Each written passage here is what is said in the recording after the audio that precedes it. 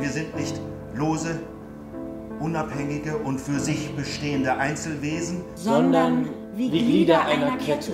Und wir wären, so wie wir sind, nicht denkbar ohne die Reihe derjenigen, die uns vorangegangen sind. Sie sind hier herzlich willkommen, Herr Grünlich. Ich will mir hier wirklich nicht rindrängeln, ich bin von wegen der Geschäften hier. Und wunderbar der Sünn in Tor von er doch das Bild. Ich hef noch nie die schöne Hose. Mein größter Wunsch, er schöne Hand für das Leben zu rühren. Nee!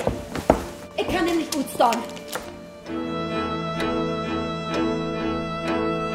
Verlobte sich am 22. September mit Herrn Bendix Grünlich. Grünlich meint, ich will ihn ruinieren.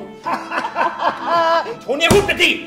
Sie habt ihr Ehrlichkeit über Bord smeten. Wie Geldkopf heißt er? Hättest du das nicht wissen?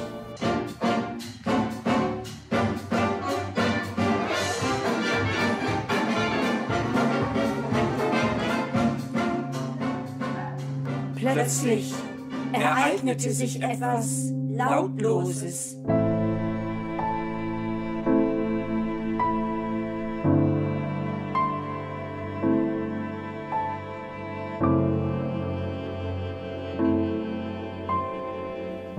Du warst ein glücklicher Morgen.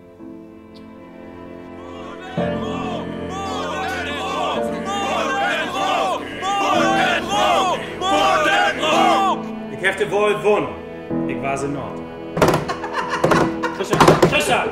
Ja, kriegt sie drücken! Nein! Du bist eine Krankheit, ein Zwulst an Lieb von uns Familie.